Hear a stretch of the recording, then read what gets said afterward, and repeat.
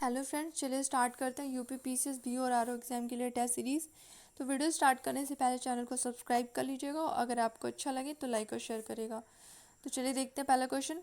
पहला क्वेश्चन है, निम्नलिखित कथनों पर विचार करें। तो इसमें है, वुड डिस्पैच ने अंग्रेजी शिक्षा का समर्थन किया था, लेकिन महिला शिक्षा को इन्होंने पूरी तरह से उपेक्षित कर दिया था। सेकंड ऑप्शन है, 1916 में ईश्वर चंद्र विद्यासागर द्वारा भारतीय महिला विश्वविद्यालय स्थापित किया गया। तो निम्नलिखित में से कौन सा कथन सही है? तो पहला कथन जो ये गलत है, क्योंकि वो डिस्पैच में महिला शिक्षा को बढ़ावा दिया गया था, ठीक है, ना कि उनको उपेक्षित किया गया था।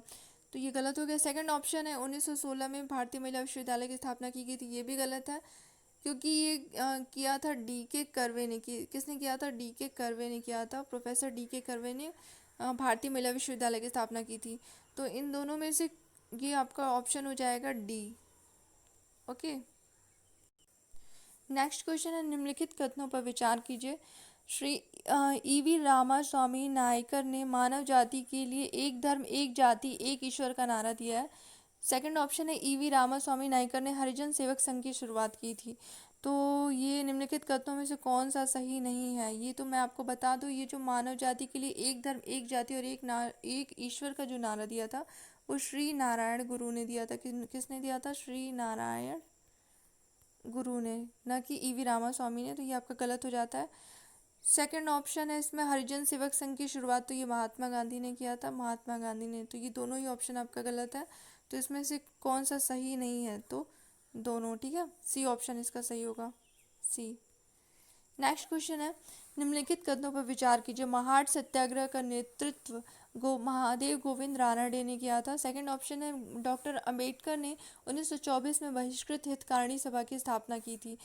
तो निम्नलिखित में से कौन सा सही है उपरोक्त कथन में से? तो आपका पहला जो ऑप्शन है ये गलत है, क्योंकि डॉक्टर अंबेडकर ने महाड सत्याग्रह का आयोजन किया था, न कि रानाडे ने। तो ये आपका पहला ऑप्शन गलत हो जा रहा है, दूसरा सही हो जा रहा है। तो इसमें से कौन सा सही है? केवल दो, यानी कि बी ऑप्शन, ठीक है।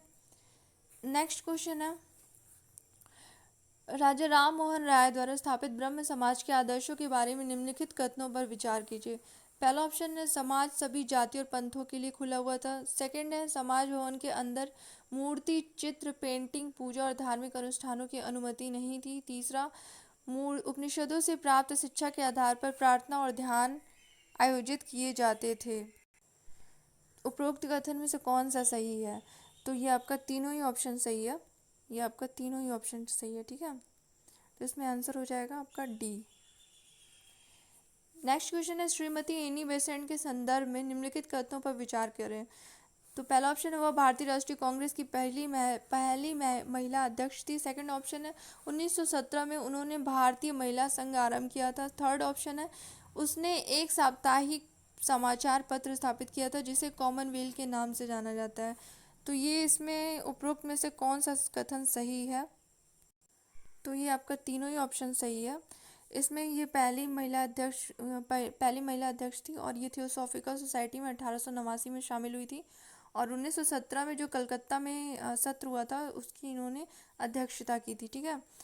नेक्स्ट है, उन्होंने एक, ये भी आपका सेकंड ऑप्शन भी सही है, 1917 में उन्होंने भारतीय महिला संघ की स्थापना की थी, और जो साप्ताहिक समाचार पत्र कॉमनवेल्थ इन्होंने निकाला था ये 1914 में निकाला था, ठीक है। तो आपका ये तीनों ही ऑप्शन सही हो जाता है, यानी कि ऑप्शन डी। नेक्स्ट क्वेश्चन है कि रामकृष्ण मिशन और आर्य समाज की शिक्षाओं के संदर्भ में निम्नलिखित कथनों पर विचार करें। तो दोनों भगवान की एकता में विश्वास रखते हैं। सेकंड ऑप्शन है, उन्होंने हिंदू धर्म में पुनः धर्मांतरित करने के लिए शुद्धि आंदोलन के इस से स्पष्ट रूप से धर्मांतरण का समर्थन किया है। थर्ड ऑप्शन है, रामकृष्ण मिशन के विपरीत आर्य समाज मूर्ति पूजा की उपयोगिता और मूल्य को मान्यता देता है। उपरोक्त कथन में से कौन सा सही नहीं है? तो इसमें आपका पहला ऑप्शन जो है सही है, पहला सही है, दोनों भागवत की एकता में विश्वास रखते थे ये। लेकिन आपका सेकंड ऑप्शन है ये जो गलत है, क्योंकि ये धर्म में विश्वास करते थे, धर्मांतरण में विश्वास नहीं करते थे, ठीक है। तो सेकंड ऑप्शन आपका गलत हो जाता है।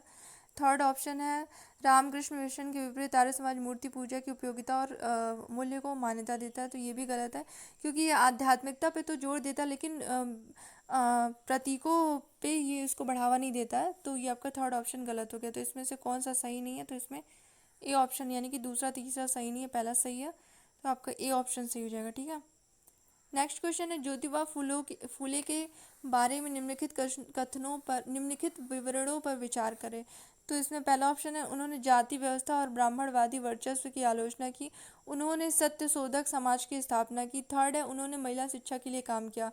तो उपरोक्त में से कौन सा कथन सही है? तो इसमें आपका जो पहला कथन है ये सही है, और सत्य शोधक समाज की स्थापना उन्होंने 1873 ईस्वी में किया था, ये भी सही है। उन्होंने महिला शिक्षा के लिए काम किया था, तो इसमें से आपका सही ऑप्शन हो जाएगा डी। ओके, नेक्स्ट क्वेश्चन है ज्योतिबा फुले के बारे में, ये तो हो गया आपका 1800। नेक्स्ट क्वेश्चन है कि 1857 के विद्रोह के संबंध में निम्नलिखित कथनों पे में से कौन सा सत्य है? इस विद्रोह में हिंदुओं और मुसलमानों के बीच कोई एकता नहीं थी। सेकंड है विद्रोह पूरे भारत में फैल गया था। थर्ड है विद्रोहियों ने सीधे मेरठ से दिल्ली की ओर 18वीं शताब्दी की पूर्व ब्रिटिश व्यवस्था को बहाल करने के लिए मार्च किया था।